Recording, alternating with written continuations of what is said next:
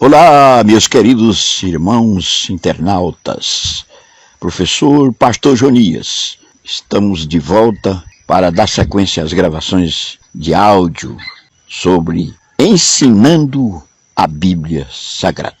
Essa gravação especialmente dedicada ao grupo Seguidores de Cristo, a irmã Noelina, que está disponibilizando essas pregações, esses ensinamentos da Palavra de Deus aí no WhatsApp. Moisés se encontrava acuado diante de uma multidão, perseguido, criticado. No deserto ele foi cogitado até para ser apedrejado. E foi aí que o Senhor falou no capítulo 32 de Deuteronômio, versículo 2. Goteja a minha doutrina como a chuva, destila o meu dito como orvalho, como chuvisco sobre a erva e como gotas de água sobre a relva. Há uma necessidade de se ensinar a sã doutrina, ensinar a palavra de Deus, a Bíblia Sagrada. Não é ensinar religião, boas maneiras de vida, filosofias de religiões. Não, ensinar a palavra de Deus. A Bíblia precisa ser ensinada. Precisamos usar os espaços na internet, nós que somos evangélicos, e publicar a palavra de Deus que molda o coração, que nos remete às mansões celestiais, esse livro sagrado. Aleluia.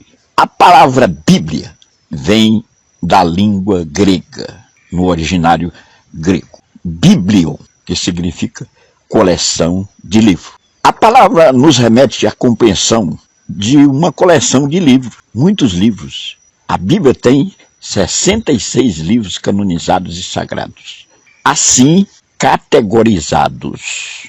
Livros, o Pentateuco, que era a antiga Torá, escritos por Moisés, Gênesis, Êxodo, Levítico, Número e Deuteronômio. Estes livros são assim chamados livros da lei, porque nos dá a compreensão da lei de Deus entregue a Moisés.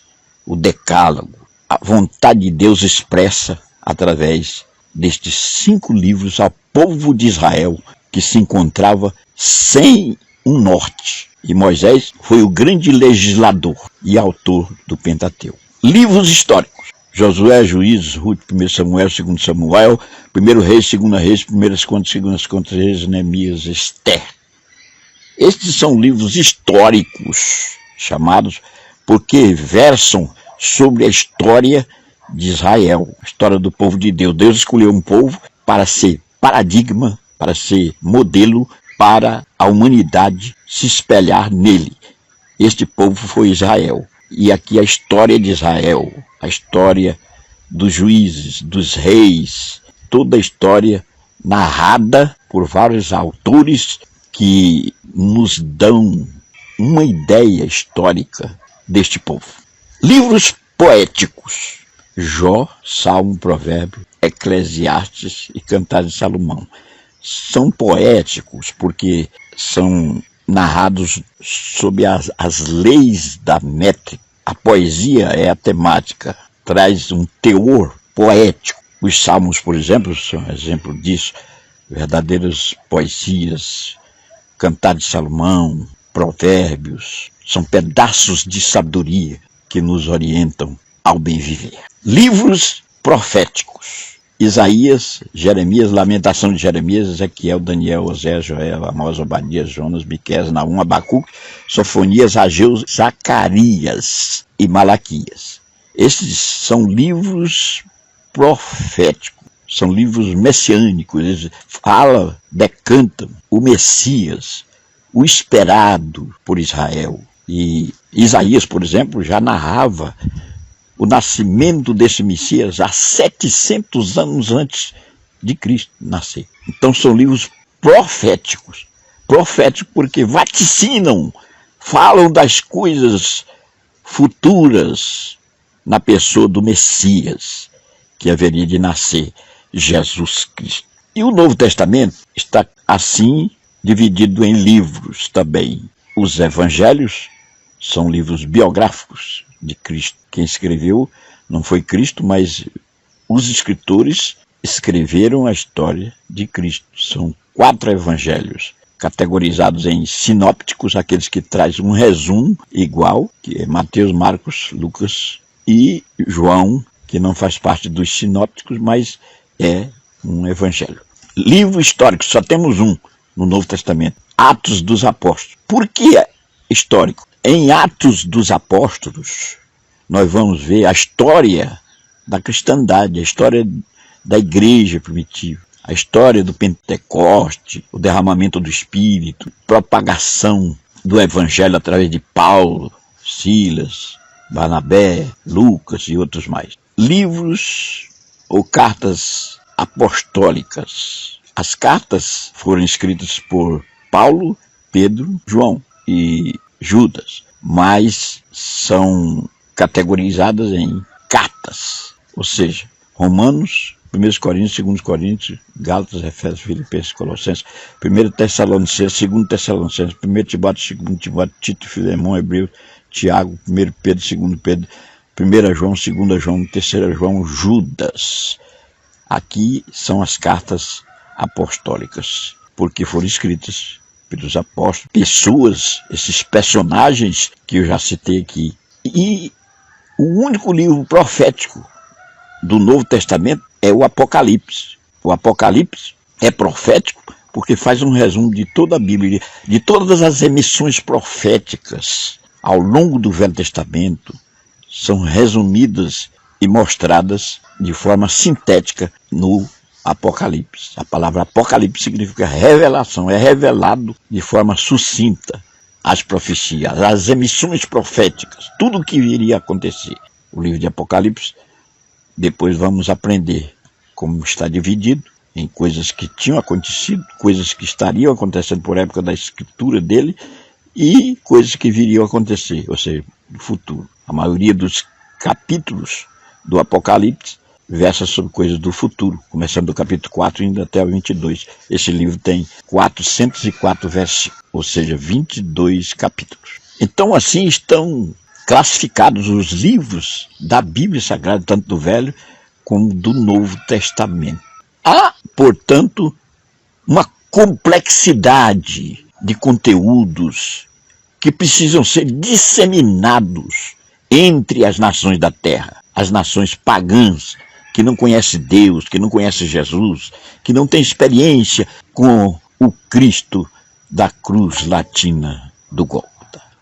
O homem tem enveredado por caminhos escabrosos e tem se distanciado de Deus, e nós somos responsáveis em encaminhar o reino dos céus a eles, porque morrem sem Deus, se perdem e vão para o inferno, e o sangue será cobrado de nós evangélicos. Você, que faz parte do grupo, tem a responsabilidade de disseminar a palavra de Deus, a Bíblia Sagrada. Às vezes você não é o locutor, mas você é o interlocutor. Você é a pessoa que vai ouvir e vai repassar.